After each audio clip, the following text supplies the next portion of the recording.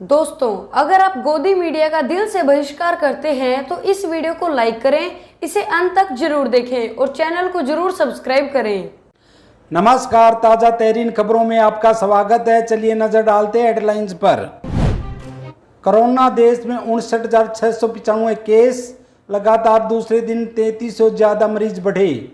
महाराष्ट्र में सबसे ज्यादा 1089 रिपोर्ट पॉजिटिव आई। औरंगाबाद की घटना को लेकर मायावती ने मोदी सरकार पर साधा निशाना, कहा संकट की घड़ी में भी सरकार सिर्फ अमीरों के साथ खड़ी है।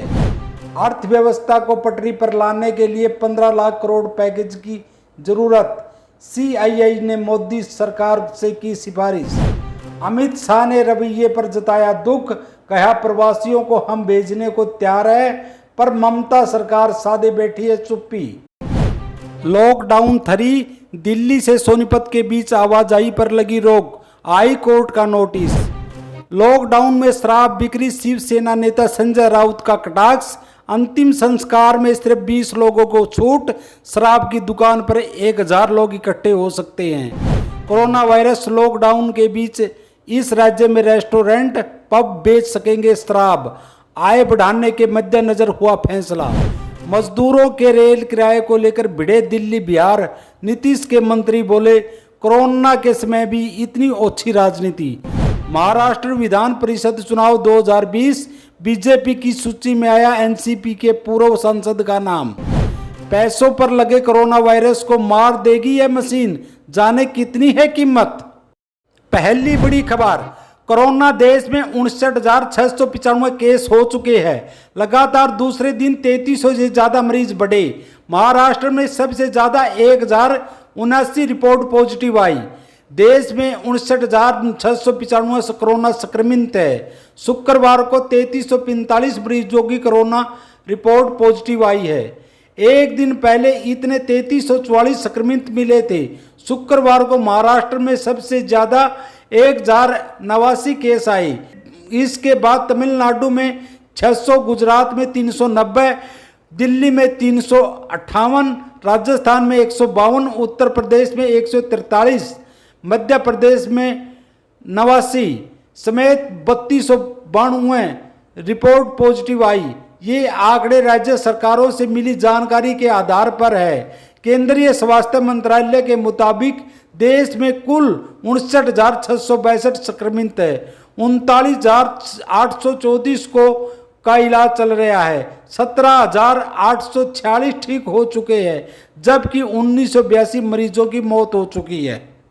दूसरी बड़ी खबर, औरंगाबाद की घटना को लेकर मायावती ने मोदी सरकार पर साधा निशाना, कहा संकट की घड़ी में भी सरकार सिर्फ अमीरों के साथ खड़ी है। बहुजन समाज पार्टी की राष्ट्रीय अध्यक्ष मायावती ने शुक्रवार को केंद्र और राज्य सरकार पर निशाना साधते हुए कहा कि कोरोना वायरस के सामने आए बड़े संकट की इस घड़ी में भी सरकार अमीरों के साथ खड़ी दिखाई दे रही है। उन्होंने कहा कि इस संकट काल में भी राज्य सरकारें गलत व्यवहार कर रही है। क्वारंटाइन सेंटर में रहने के साथ ही खाने की व्यवस्था नहीं की गई है। केंद्र के साथ राज्य सरकार भी हर जगह पर पूंजीवादी सामर्थ्यवान रवैया अपना रही है। 19 प्रवासी मजदूरों की मौत बेहद दुखद है। उन्होंने कहा कि महाराष्ट्र के औरंगाबाद में 19 प्रवासी मजदूरों की मौत की घटना बेहद दुखद है। यह काफी विचलित करने वाली घटना है। इन सभी को जब कोई रास्ता नहीं दिख रहा तो रेल की पटरी पकड़कर अपने घर जा रहे थे। रास्ते में उनको कहीं पर भी रोका नहीं गया। यह तो बड़ी लापरवाही है। इस घटना से मैं और मेरी पार्टी बहुत दुखी है। औरंगाबाद की यह घटना सरकारों की लापरवाही का बड़ा नतीजा है। राज्य सरकार इस घटना को गंभीरता से ले। सरकार किस दिन काम आएगी? मायावती ने कहा कि सरकार का काम है कि प्रवासी मजदूरों को मुफ्त घर पहुंचाए, मजदूरों से अमानवीय व्यवहार न करे, मजदूरों से क्रूरता से किराया न ले। केंद्र के साथ ही राज्य सरकारें भी अमीरों के लिए दयावान सरकार बनी है। सरकारें अमीरों के बच्चों के लिए मेहरबान है। अमीरों को लाने के लिए सरकार विदेशों से हवाई जहाज भेज रही है। तीसरी बड़ी खबर, अर्थव्यवस्था को पटरी पर लाने के लिए 15 लाख करोड़ के पैकेज की जरूरत। सीआईआई ने मोदी सरकार से की सिफारिश। भारत की अर्थव्यवस्था को पुनर्जीवित करने के लिए भारतीय उद्योग परिसंघ सीआईआई ने 15 लाख करोड़ रुपए के प्रोत्साहन पैकेज की मांग की है। सीआईआई ने कहा कि भारतीय अर्थव्यवस्था पर लॉकडाउन की बड़ी मार पड़ी है। ऐसे में पहले का जो अनुमान 4.5 लाख करोड़ रुपए का था, अब उससे कहीं अधिक है। सीआईआई ने केंद्र सरकार को 15 लाख करोड़ रुपए के तत्काल प्रोत्साहन पैकेज की घोषणा करने की सिफारिश की है। यह सकल घरेलू उत्पादन जीडीपी के 7.5% के बराबर है। भारतीय उद्योग परिसंघ के अध्यक्ष विक्रम किर्लोस्कर ने कहा कि जब तक लॉकडाउन का तीसरा चरण समाप्त नहीं होता, तब तक अर्थव्यवस्था लगभग 2 महीने का उत्पादन खो देगी। चौथी बड़ी खबर, अमित शाह ने रवैये पर जताया दुख, कहा प्रवासियों को हम भेजने को तैयार है, पर ममता बनर्जी सरकार साधे बैठी है चुप्पी। केंद्रीय गृह मंत्री अमित शाह ने पश्चिम बंगाल की मुख्यमंत्री ममता बनर्जी को पत्र लिखकर राज्य सरकार के रवैये पर दुख जताया है। गृह मंत्री अमित शाह ने लिखा है कि मुझे दुख है कि पश्चिम बंगाल सरकार से हमें राज्य के प्रवासी श्रमिकों को वापस भेजने में अपेक्षित सहयोग नहीं मिल पा रहा है। गृह राज्य जाने को व्याकुल है प्रवासी श्रमिक।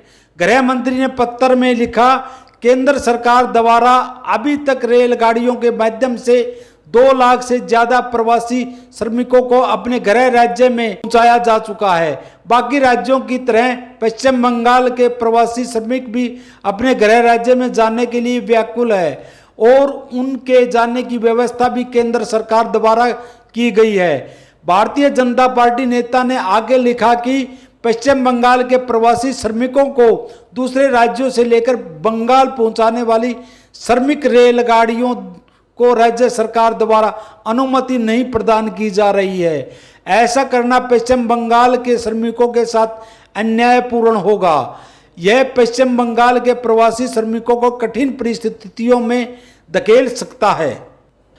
पांचवी बड़ी खबर, लॉकडाउन 3, दिल्ली से सोनीपत के बीच आवाजाही पर लगी रोक, हाई कोर्ट का नोटिस। दिल्ली उच्च न्यायालय ने कहा कि दिल्ली से सोनीपत के बीच डॉक्टरों, नर्सों, अदालतों के कर्मियों द्वारा ट्रकों की आवाजाही पर रोक लगाने का हरियाणा के अधिकारियों का आदेश प्रथम दृष्टया आने जाने की स्वतंत्रता का हनन प्रतीत होता है, क्योंकि न जाने तो पूरी दिल्ली और न ही सोनीपत कोरोना वायरस का निषिद्ध क्षेत्र है। न्यायमूर्ति मनमोहन और न्यायमूर्ति संजीव नरूला की पीठ ने इस मामले की वीडियो कॉन्फ्रेंसिंग से सुनवाई के दौरान कहा कि सोनीपत के जिला मजिस्ट्रेट द्वारा आवाजाही पर रोक लगाने का आदेश प्रथम दृष्टया लॉकडाउन को लेकर केंद्रीय गृह सचिव द्वारा जारी आदेशों और पत्रों के विपरीत है। केंद्र और हरियाणा सरकार को नोटिस। अदालत ने केंद्र और हरियाणा सरकार को इस संबंध में दायर एक याचिका पर नोटिस भेजा है। याचिका में सोनीपत जिला प्रशासन के आदेश को चुनौती दी गई है। छठी बड़ी खबर, लॉकडाउन में शराब बिक्री, शिवसेना नेता संजय राउत का कटाक्ष। अंतिम संस्कार में सिर्फ 20 लोगों को छूट, शराब की दुकान पर 1000 लोग इकट्ठे हो सकते हैं। लॉकडाउन में शराब की बिक्री छूट देने पर शिवसेना नेता संजय राउत ने सवाल उठाए हैं। संजय राउत का कहना है कि अंतिम संस्कार में सिर्फ 20 लोगों के शामिल होने की इजाजत है, लेकिन शराब की दुकान पर 1000 लोग इकट्ठे हो सकते हैं। संजय राउत ने कटाक्ष किया कि मृत शरीर में आत्मा रिस्पिरिट नहीं होती और दुकानों में रिस्पिरिट अल्कोहल होती है। क्या इसलिए वहां ज्यादा लोगों को छूट दी जा रही है? गृह मंत्रालय की संयुक्त सचिव पुण्य सलिल श्रीवास्तव ने 5 मई को सोशल डिस्टेंसिंग की गाइडलाइन बताई थी। उन्होंने कहा था कि शादी के फंक्शन में 50 से ज्यादा लोग इकट्ठे नहीं हो सकते। वहीं अंतिम संस्कार में सिर्फ 20 लोगों से ज्यादा लोग शामिल होने की इजाजत नहीं दी जाएगी।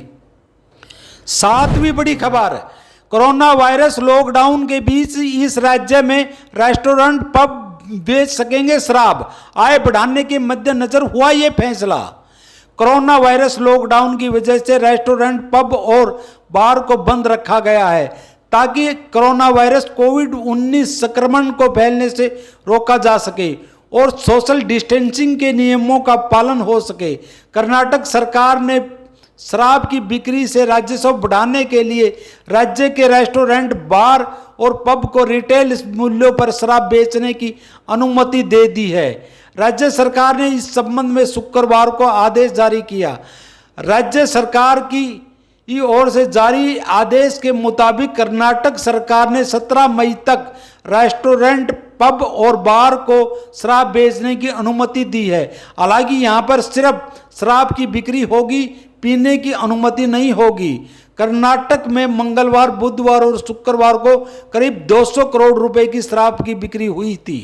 8वीं बड़ी खबर, मजदूरों के रेल किराए को लेकर भिड़े दिल्ली बिहार। नीतीश के मंत्री बोले, कोरोना के समय भी इतनी ओछी राजनीति। कोरोना वायरस से लड़ने के लिए देश में जारी लॉकडाउन के बीच दूसरे राज्यों में फंसे प्रवासी मजदूरों को उनके मूल राज्य में ले जाने का काम चल रहा है। इसे लेकर आरोप प्रत्यारोप का दौर भी चल रहा है। दिल्ली से मुजफ्फरपुर आने वाली ट्रेन के किराए को लेकर दिल्ली और बिहार आमने सामने आ गए हैं। बिहार के जल संसाधन मंत्री संजय कुमार झा ने दिल्ली सरकार में मंत्री गोपाल राय पर झूठ फैलाने का आरोप लगाया है।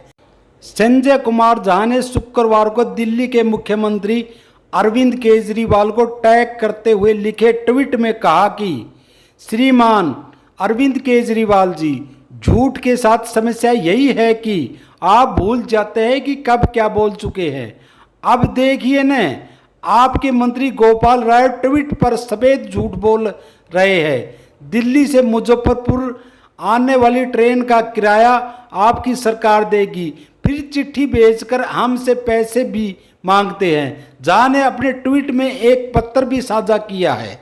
इसी तरह देश दुनिया की खबर देखने के लिए इस चैनल को सब्सक्राइब करें, वीडियो को ज़्यादा से ज़्यादा शेयर व लाइक करें, अपना कमेंट देना न भूलें। धन्यवाद।